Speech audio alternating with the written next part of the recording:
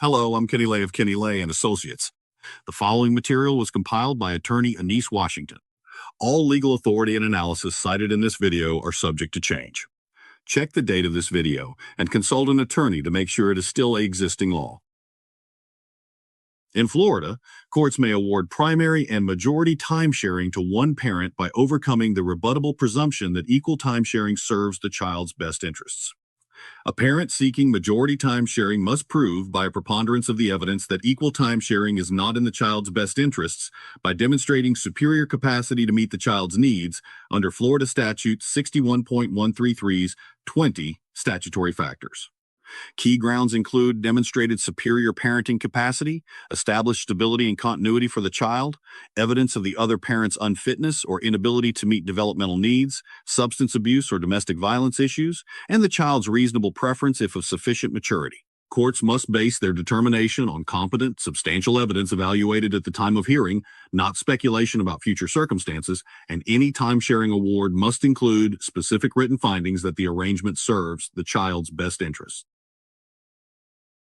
Florida law establishes a rebuttable presumption that equal timesharing of a minor child is in the best interests of the child. To rebut this presumption, a party must prove by a preponderance of the evidence that equal timesharing is not in the best interests of the minor child. When seeking modification of existing parenting plans, the burden represents what courts have characterized as an extraordinary burden on the party seeking modification. Courts must evaluate all factors affecting the welfare and interests of the particular minor child and the circumstances of that family under Florida Statute 61.133, which sets forth 20 non-exclusive factors. The statute mandates that, except when a timesharing schedule is agreed to by the parties and approved by the court must evaluate all of the factors set forth in subsection 3 and make specific written findings of fact when creating or modifying a timesharing schedule.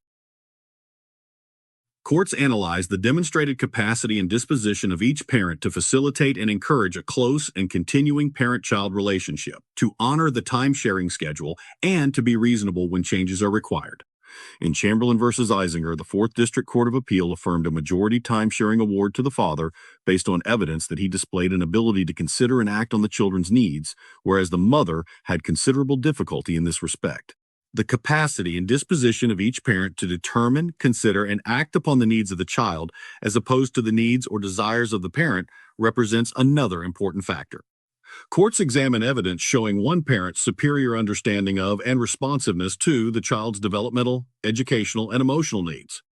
The Chamberlain Court found that the mother's inability to act on or consider the needs of her children has caused substantial problems in her relationship with her 2 oldest children and is causing problems with her oldest son.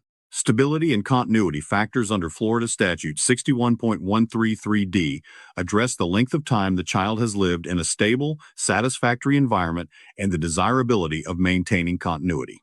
In Ward v. Waters, the 3rd District emphasized the importance of the child's established environment, noting that any timesharing award must be supported by a finding as to the best interests of the child. However, courts must base stability assessments on competent, substantial evidence rather than speculation, as demonstrated in Giacomo v. Brassia, where the 4th District reversed a majority timesharing award that improperly minimized the child's established 6-year residence with the mother in Florida.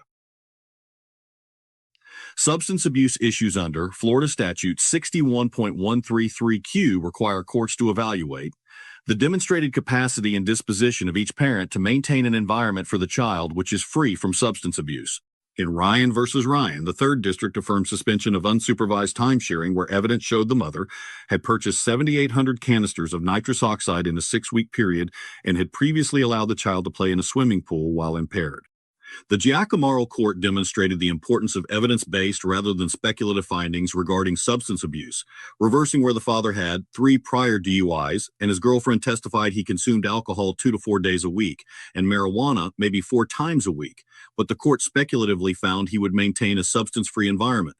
Domestic violence evidence under Florida Statute 61.133M creates a rebuttable presumption of detriment to the child where there is evidence of domestic violence.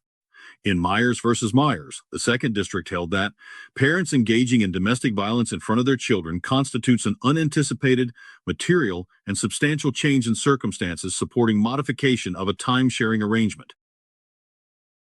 Courts may consider the reasonable preference of the child if the court deems the child to be of sufficient intelligence, understanding, and experience to express a preference under Florida Statute 61.133I. The Chamberlain Court took into account the daughter's desire to live with the father and noted that the sons were too young to express a reasonable preference.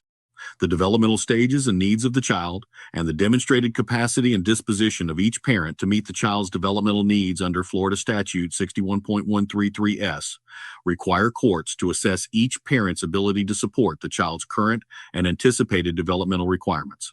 Expert evaluations often provide crucial evidence on this factor, as in Chamberlain, where Dr. Edwards testified that the two daughters displayed a history of remarkable stress and emotional turmoil as a result of their relationship with the mother. The demonstrated capacity of each parent to communicate with and keep the other parent informed of issues and activities regarding the minor child under Florida Statute 61.1331 addresses co-parenting effectiveness. Courts examine evidence of interference with the other parent's relationship with the child or failure to facilitate timesharing. In JGJ versus JH, the Second District emphasized that timesharing modifications cannot be based solely as sanctions for parental misconduct but must be grounded in the child's best interests.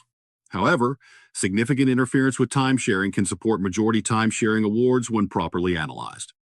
The Giacomo Court found error where the trial court abused its discretion by placing too much weight on the mother's conduct rather than focusing on the child's best interests. Professional evaluations carry substantial weight in time-sharing determinations. In Chamberlain, the court found Dr. Edwards' psychological evaluation reliable and supported by the facts, which recommended that the younger daughter remain with the father and have visitation with the mother 1 day a week. Courts rely on such expert testimony to assess complex factors including parental capacity, child attachment, and developmental needs. Guardian ad litem reports provide independent assessment of the child's best interests. In Giacomo, the gal's testimony that a standard long-distance parenting plan with the child spending summers and many holidays with the father would be in the child's best interest because the child was stable, was in a good school, and had a good routine in Florida, proved crucial to the appellate court's reversal.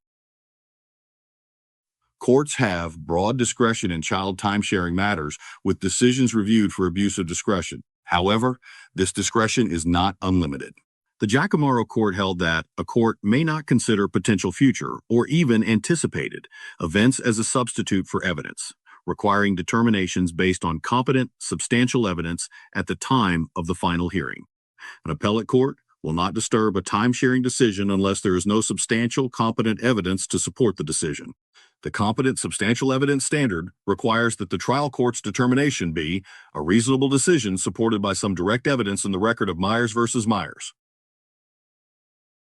If you are a man with a Florida family law case, contact us at divorcemenonly.com or call us at 877-842-1252.